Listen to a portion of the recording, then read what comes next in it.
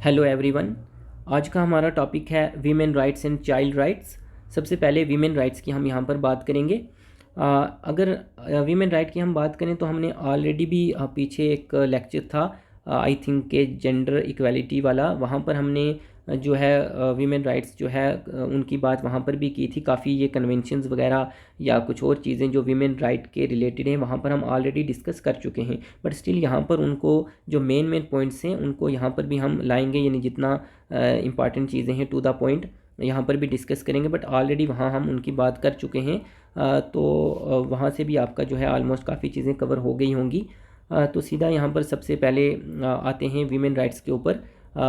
Women rights में अगर हम यहाँ पर देखें वीमेन सफरेज यानी कि वोटिंग राइट, तो सबसे पहले अगर हम वोटिंग राइट की बात करें तो जो पहली कंट्री थी जिसने वीमेन को वोटिंग राइट दी थी वो थी न्यूजीलैंड। 1893 के अंदर न्यूजीलैंड जो है पहली कंट्री बनी थी जिसने वीमेन को जो है वो वोटिंग राइट दी थी नेशनल लेवल के ऊपर। उसके बाद कहता है ये movement all over the world spread कर गई है, और आज कहता है कि जो वीमेन सफरेज है यानी कि वुमेन की जो राइट है वोटिंग की, वो कहता है कि एक राइट है किसके अंडर, कन्वेंशन जो हुई थी on elimination of all forms of discrimination against women. 1979 में ये कन्वेंशन हुई थी, शॉर्ट में CEDAW। यहाँ पर जो है कहता है कि ये एक राइट जो है वो उसकी बात की गई है वोटिंग राइट की फॉर वीमेन। इसकी भी हम कन्वेंशन की वैसे बात कर चुके हैं उस वाले लेक्चर में, और यहाँ पर दोबारा थोड़ा सा देखेंगे। कहता है कि ये एक की इंटरनेशनल ट्रीटी है जहाँ पर जो जेंडर बेस्ड डिस्क्रिमिनेशन है इसकी बात की गई है, यानी वीमेन के अगेंस्ट जो डिस्क्रिमिनेशन है उसको एलिमिनेट करने की यहाँ पर बातें जो है की गई हैं। यहाँ पर जो है इस कन्वेंशन में एक तो ये चीज़ आ जाती है कि बिल ऑफ राइट्स जो है वीमेन और गर्ल्स के लिए जो है सेट करने की बात की गई थी।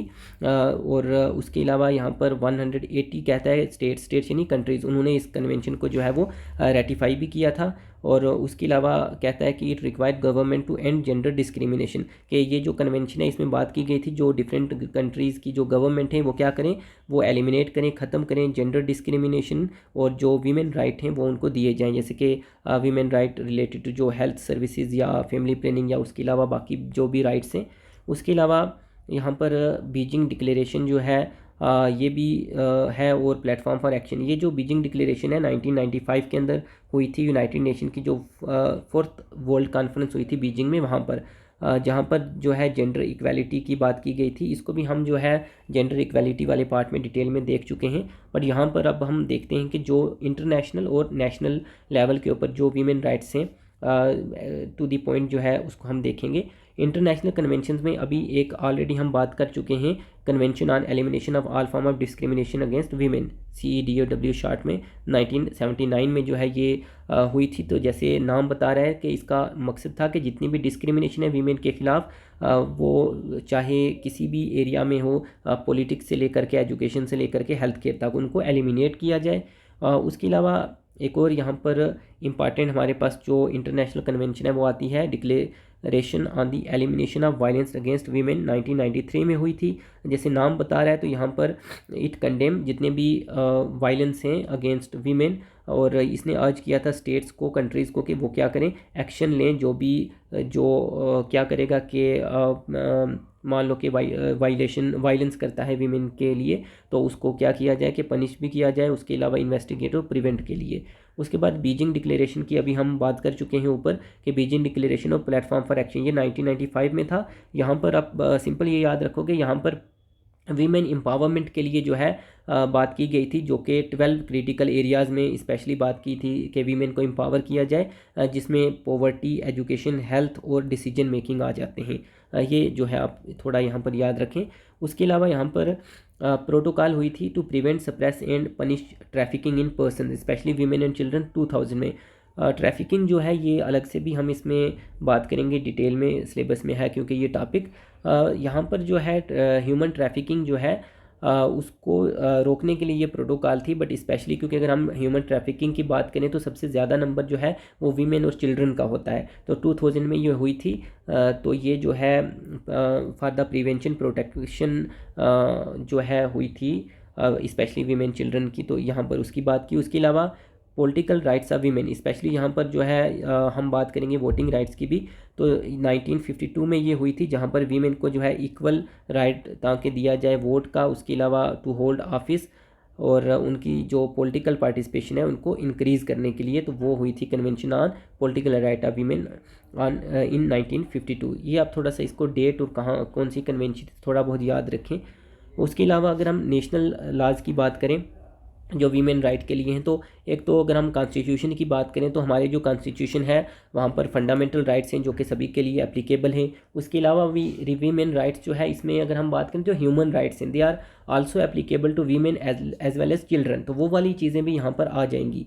तो ऑलरेडी हमने ह्यूमन राइट्स जो है उसका लेक्चर जो है वहाँ पर भी हमने बात की थी, जेंडर इक्वालिटी में भी कुछ चीज़ें थी, तो इसीलिए यहाँ पर जो है उतना डिटेल में यानी अगर जिन चीज़ों को हम बात कर चुके हैं मे बी वो यहाँ पर ना आए, बट स्टिल जो इम्पॉर्टेंट पॉइंट्स हैं यहाँ पर उनको जो है टू द पॉइंट हम लाए हैं। उसके अलावा अगर आपने बाकी वो वाले लेक्चर्स देखे हैं या PDF वगैरह आपको मिल जाएंगी तो वहाँ पर आपका वो पूरा जो है कवर हो जाएगा, क्योंकि ह्यूमन राइट्स की जब हम बात करते हैं तो वो ह्यूमन राइट्स जो है वो वीमेन और चाइल्ड जो है उनके लिए भी एप्लीकेबल हैं, तो वह चीज़ें वहाँ पर भी कवर हो जाती हैं।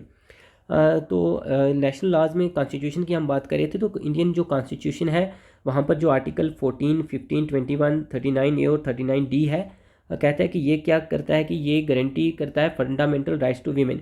जैसे अगर हम बात करें तो आर्टिकल जो 14 है वो राइट टू इक्वालिटी है, तो ये सभी के लिए है। तो ये कहता है कि इक्वालिटी के लिए, जैसे हम यहाँ पर अगर बात करें 14 ये इक्वालिटी के लिए आ जाएगा, 15 जो है ये भी इक्वालिटी नॉन डिस्क्रिमिनेशन के लिए आ जाएगा, तो 21 जो आर्टिकल है ये लाइफ और लिबर्टी के लिए है, तो ये जो है लाइफ लिबर्टी की राइट देता है। उसके अलावा इक्वल अपॉर्चुनिटी जो है वो मिलनी चाहिए, इक्वल वेजेस होने चाहिए इक्वल वर्क के लिए, जो कि 39 जो आर्टिकल है वहाँ पर इन चीज़ों के बारे में बात की गई है। तो यानी कि ये राइट्स जो है वो कॉन्स्टिट्यूशन दे रहा है। उसके अलावा कुछ और लॉज और एक्ट्स की अगर हम बात करें तो डोरी प्रोहिबिशन एक्ट 1961 में आया था, जैसे नाम बता रहा है, तो ये जो है डाउरी को प्रोहिबिट करने के लिए था। उसके अलावा medical termination of pregnancy act आया था 1971 में, जिसने वीमेन जो है उनको लीगल एक्सेस दिया था कि वो जो है अबॉर्शन वगैरह करा सकते हैं लीगली, बट ये अंडर स्पेसिफिक कंडीशंस है, कुछ कंडीशंस हैं उसके लिए भी। उसके अलावा protection of women from violence domestic violence act 2005, तो 2005 में ये एक्ट आया था। जैसे नाम हमें बता रहा है कि डोमेस्टिक वायलेंस जो है उसके अगेंस्ट ये था कि वीमेन को प्रोटेक्ट जो है वो किया जाए, तो यहाँ पर एक लीगल फ्रेमवर्क जो है पूरा बनाया गया था।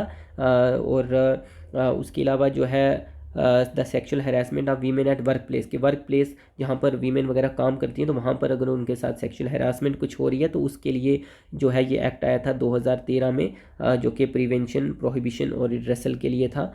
उसके अलावा राइट टू एजुकेशन 2009 में ये जो आया था एक्ट, ये जो है यहाँ पर एक्चुअली अगर हम देखें तो women as well as childrens की राइट्स का दोनों का ही हो जाएगा, क्योंकि यहाँ पर फ्री और कंपलसरी एजुकेशन की बात की गई थी to girls and boys between 6 to 14 years, क्योंकि यहाँ पर गर्ल्स का भी आ रहा है तो यहाँ पर इसलिए इसको। उसके अलावा हिंदू मैरिज एक्ट 1955 जो कि 2005 में अमेंडमेंट भी हुई, जहाँ पर बात की गई थी कि इक्वल इनहेरिटेंस राइट्स जो है वो डाटर्स को भी जो है वो मिलने चाहिए प्रॉपर्टी के अंदर। तो ये कुछ इंपॉर्टेंट हमारे पास आ जाते हैं एक्ट्स वगैरह। उसके अलावा बाकी अगर हम देखें एक दो और चीज़ें यहाँ पर हैं कि इमोरल ट्रैफिक प्रिवेंशन एक्ट 1956 में आया था, ये भी ट्रैफिकिंग वगैरह के लिए जो है था। और उसके अलावा 1990 में commission for women act that establish national commission जो है यानी बनाई जाए जो वीमेन राइट्स जो है उनको उनकी सेफ गार्ड के लिए, और अगर कोई वायलेशन हो रही है तो उसको इन्वेस्टिगेट करने के लिए जो है वीमेन कमीशन जो है वो बनाई जाए, तो ये यहाँ पर बात की गई थी। उसके अलावा जो कुछ चीज़ें हैं हम अपने पिछले लेक्चर्स में कवर कर चुके हैं, इसलिए यहाँ पर उनको जो है उतना डिटेल में नहीं लाया है। उसके बाद चाइल्ड राइट्स की अगर हम बात करें तो कहता है convention on right of child of 1989 वो डिफ़ाइन करती है क्या टर्म चाइल्ड को, यानी चाइल्ड कौन है, तो एनी चाइल्ड क्या है, कोई भी ह्यूमन बीइंग जिसकी एज जो है वो क्या हो कि 18 ईयर्स से कम हो, आप सिंपली बस इतना याद रखेंगे वो चाइल्ड है। तो यहाँ पर जो है अगर हम देखें तो सबसे पहले यहाँ हम बात करेंगे डिक्लेरेशन ऑफ जेनेवा इन 1924। यहाँ पर कहता है कि the framework of contemporary child rights stem from the work of Eglantyne Jebb, अब कहता है कि अगर हम चाइल्ड राइट्स की बात करें तो वो कहता है कि ये जो इनका काम था जेब का, ये जो है ये फाउंडर हैं बाल रक्षा भारत के। ये एक ऑर्गेनाइजेशन है, एनजीओ है, बाल रक्षा भारत। कहता है कि इन्होंने क्या किया था कि काफ़ी काम किया था चाइल्ड राइट के लिए। जैसे यहाँ पर अगर हम देखें तो उनका जो डिक्लेरेशन ऑफ ह्यूमन राइट्स की अगर हम बात करें तो वहाँ पर कहता है कि declaration of right of child जो है इनका एक डॉक्यूमेंट था, जहाँ जो कि 1923 में इन्होंने जो है लिखा था। तो कहता है कि उनमें जो है चाइल्ड राइट्स की बात की गई थी और इसी को यूनाइटेड नेशन ने भी जो है अडॉप्ट किया था। Declaration of right of child जो इनका था, इसी डॉक्यूमेंट को यूनाइटेड नेशन ने भी क्या किया था, अडॉप्ट किया था। कहते हैं कि इन्होंने ही जो है क्या किया था, she wrote Geneva declaration of rights of child, जैसे अभी हमने बात की, जिसको आज हम क्या बोलते हैं, विच इज़ नाउ द, कहता है कि अब ये बेस है किस चीज़ का, United nation convention of right of child, that is UNCRC।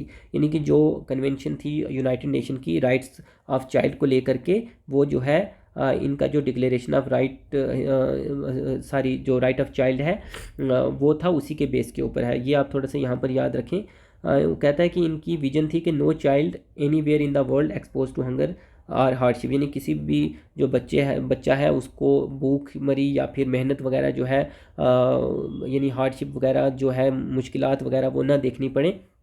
तो उसके लिए थी इनकी, जैसे हमने कहा था कि ये ऑर्गेनाइजेशन है बाल रक्षा भारत। तो कहता है कि इंडिया की एक leading independent child right organisation है, जो कि बच्चों को जो है एजुकेशन, न्यूट्रिशन, हेल्थ केयर या इमरजेंसी रिलीफ जैसी जो चीज़ें हैं या बाकी जो अपॉर्चुनिटीज़ हैं वो प्रोवाइड करती है। उसके अलावा यहाँ पर द लीग ऑफ नेशंस, तो लीग ऑफ नेशन जो है एज वी नो ये फर्स्ट वर्ल्ड वार के बाद बनी थी। कहता है लीग ऑफ नेशन ने अडॉप्ट किया था declaration of rights of child on सितंबर 16, 1924। तो यहाँ पर इन्होंने जो है declaration of rights of child जो है इसको अडॉप्ट किया था, जो कि पहली इंटरनेशनल ट्रीटी थी अगर हम चिल्ड्रन राइट्स को देखें तो। ये इसलिए आप जो है याद रखोगे डेट भी, और उसके अलावा किसने अडॉप्ट किया था, लीग ऑफ नेशंस ने, ये भी क्योंकि ये पहली जो है इंटरनेशनल ट्रीटी थी चाइल्ड राइट्स को लेकर के। इसमें कहता है कि इन 5 चैप्टर, इसमें यानी कि 5 चैप्टर्स थे जिसमें जो है डिफरेंट जो चाइल्ड की राइट्स हैं उनके बारे में जो है वो बात की गई थी। उसके बाद हम सीधा आएंगे 1948 यानी ह्यूमन राइट्स। जैसे हमने ऑलरेडी भी कहा था कि human right they are also applicable to women as well as children. तो कहता है 1948 में जो universal declaration of human rights है उसकी अगर हम बात करें तो कहता है कि human beings are born free and equal in dignity and rights. तो कहता है कि यहाँ पर ये बात की गई थी, तो children have the right to special help and assistance, यानी यहाँ पर इसमें ये बात की गई थी कि चिल्ड्रन जो है they are also have the right to special help and assistance, कि उनको भी स्पेशल हेल्प और असिस्टेंस जो है वो मिलनी चाहिए। तो ये वाली बात जो है वो universal declaration of human rights में भी जो है वो कही गई थी। और कहता है कि world war second and it's casualties leave thousand of children in dire situation, क्योंकि वर्ल्ड वार के बाद जो है काफ़ी कैजुअलिटीज़ हुई। तो कहता है कि हज़ारों की तादाद में बच्चे जो है वो बुरी हाल में थे। तो क्या हुआ कि जो United Nation Fund for urgency of child इसको क्रिएट किया गया। तो 1947 में जो है ये क्रिएट किया गया था United Nation Fund for urgency of children, जिसको बाद में जो है रीनेम किया गया UNICEF, that is United Nation International Children Emergency Fund. तो ये फुल फॉर्म भी आप याद रखोगे। एंड वाज ग्रांटेड, और अभी यूनाइसिफ की अगर हम बात करें तो कहता है इसको परमानेंट जो है इंटरनेशनल ऑर्गेनाइजेशन जो है उसका दर्जा जो है वो हासिल है। ये कब दिया गया था, 1953 के अंदर। तो ये काफ़ी इंपॉर्टेंट है यूनाइसिफ, इसको भी आप जो है याद रखेंगे। उसके बाद कहता है कि 1959 के अंदर जो यूनाइटेड नेशन की जनरल असेंबली है उन्होंने क्या किया कि declaration of right of child जो है उसको अडॉप्ट किया, जहाँ पर जो है 10 प्रिंसिपल जो है चाइल्ड राइट्स के उनकी बात की गई थी। तो ये भी अगेन इंपॉर्टेंट पॉइंट आ जाता है। उसके बाद कहते हैं 1973 में अगर हम देखें तो कन्वेंशन हुई थी 138 on the minimum age for admission to employment, यानी कि हम कह सकते हैं चाइल्ड लेबर जो है उसको यहाँ पर रोकने की बात की गई थी। तो कहता है कि जो इंटरनेशनल लेबर ऑर्गेनाइजेशन है दैट इज़ ILO, उसने कहता है कि 18 जो है उसको मिनिमम एज रखा था वर्क के लिए। तो ये जो है आप यहाँ पर याद रखेंगे, ये भी इम्पॉर्टेंट है। उसके अलावा ये भी इम्पॉर्टेंट पॉइंट है, इसको भी आप याद रखेंगे कि जो 1979 ईयर था इसको इंटरनेशनल ईयर ऑफ चाइल्ड जो है डिक्लेयर किया था यूनाइटेड नेशन ने। उसके बाद जैसे हमने कहा था कि यूनाइटेड नेशन जो है उन्होंने, हमने कहा था कि convention of right of child को अडॉप्ट किया था। तो दोबारा से वही बात है कि कब किया था, तो ये डेट है, इसको आप याद रखेंगे। नवंबर 20, 1989 को अडॉप्ट किया था। और इसके अंदर कहता है कि 54 आर्टिकल्स आ जाएंगे जो कि डिफरेंट राइट्स की बात करते हैं, economic, social as well as जो कल्चरल राइट्स इन चिल्ड्रन की उनकी बात करते हैं। और कहता है कि this text become international treaty and enters in force on September 2 1990। ये अडॉप्ट हमने नवंबर 20 को किया था 1989 में, बट फोर्स में कब आया? सितंबर 2 1990। इंपॉर्टेंट डेट है अडॉप्ट करने वाली, तो ये आप याद रखेंगे इसमें, ये काफ़ी इंपॉर्टेंट पॉइंट बनता है यहाँ पर। उसके बाद कहता है कि ये पहली इंटरनेशनल लीगली बाइंडिंग टेक्स्ट थी। जैसे हमने ऊपर भी बात की थी कि फर्स्ट इंटरनेशनल जो हमने कहा था कि यहाँ पर जो है बात की थी हमने, फर्स्ट जो ट्रीटी थी ये लीग ऑफ नेशन ने जो अडॉप्ट की थी, बट ये जो है लीगली बाइंडिंग नहीं थी। तो यहाँ पर जो है हम बात करें कि ये पहली जो है लीगली बाइंडिंग ट्रीटी थी, तो ये आप याद रखेंगे। उसके अलावा कुछ और यहाँ पर आ जाती हैं कन्वेंशन, जैसे एक तो है राइट ऑफ चाइल्ड के ऊपर, that is CRC, right convention on right of child. India ने इसको रेटिफाइड किया था 1992 के अंदर, और यहाँ पर कहता है कि committing to guaranteeing fundamental right to कि जितने भी चिल्ड्रन हैं उनको जो है कुछ फंडामेंटल राइट्स की बात की गई थी। उसके अलावा optional protocol on sale of children, child prostitution and child pornography, ये जो है इसको 2011 में जो है इंडिया ने भी रेटिफाई किया था। उसके अलावा अगर हम देखें तो चिल्ड्रन इन आर्म्ड कन्फ्लिक्ट, इसको भी इंडिया ने रेटिफाई किया था, ये थोड़ा देख सकते हैं। बाकी ये कुछ नेशनल लॉज हैं, इसमें एक दो इम्पॉर्टेंट हैं, उसको आप देखोगे। सबसे पहले अगर हम कॉन्स्टिट्यूशन की बात करें तो जैसे हमने कहा था वीमेन राइट्स में भी, तो यहाँ पर भी जो है वही बात है कि जैसे ये वाले जो आर्टिकल्स हैं ये तो रिगार्डलेस ऑफ सेक्स जो है वो सभी के लिए ही हैं, सभी सिटीजन्स के लिए हैं, तो ऑब्वियस सी बात है वीमेन या चिल्ड्रन उनके लिए भी ये होंगे।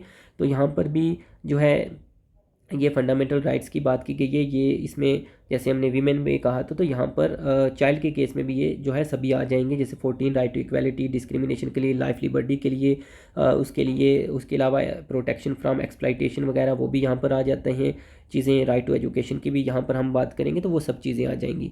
उसके अलावा commission for protection of child right, तो ये एक कमीशन बनी थी, protection of child right act 2005 आया था उसके बाद, तो यहाँ पर चाइल्ड की राइट्स जो है उनकी सेफ गार्ड के लिए बात की गई थी। Then there is another act, juvenile justice care and protection of children act, काफ़ी इंपॉर्टेंट है ये एक्ट भी। तो उसके अलावा यहाँ पर पॉक्सो एक्ट, ये भी काफ़ी इंपॉर्टेंट है, इसको आप याद रखेंगे, मोस्ट इंपॉर्टेंट, कि protection of children from sexual offence, उसके लिए था 2012 में आया ये, तो ये आप इसका थोड़ा सा देखोगे। राइट टू एजुकेशन एक्ट 2009 में आया था, ऊपर हम ऑलरेडी बात कर चुके हैं कि कंपलसरी फ्री एजुकेशन प्रोवाइड किया जाए 6 से 14 साल के बच्चों के लिए। उसके अलावा चाइल्ड लेबर को प्रोहिबिट करने के लिए 1986 में ये एक्ट जो है आया था, जो कि बच्चों की जो यानी कि लेबर, चाइल्ड लेबर है उसको प्रोहिबिट करने, स्पेशली जो हैज़ार्डस और एक्सप्लॉइट किया जाता था बच्चों को काम में, तो उसको रोकने के लिए। उसके बाद जो ट्रैफिकिंग की हमने बात की थी ऊपर भी, तो 1956 में, और उसके बाद prenatal diagnostic technique regulation and prevention of misuse act, ये भी आया था। ये एक्चुअली क्योंकि अगर हम देखें तो सेक्स के बेस के ऊपर, मान लो अगर फीमेल है तो एबॉर्शन वगैरह का था, तो उसके लिए ये यहाँ पर जो है आया था, उसको प्रिवेंट करने के लिए कि जो सिलेक्टिव एबॉर्शन थी सेक्स के बेस के ऊपर उसको प्रिवेंट किया जाए। तो यहाँ पर जो मेन राइट्स हैं, कुछ कन्वेंशंस थी या नेशनल लॉज, उनको हमने यहाँ पर देखा है।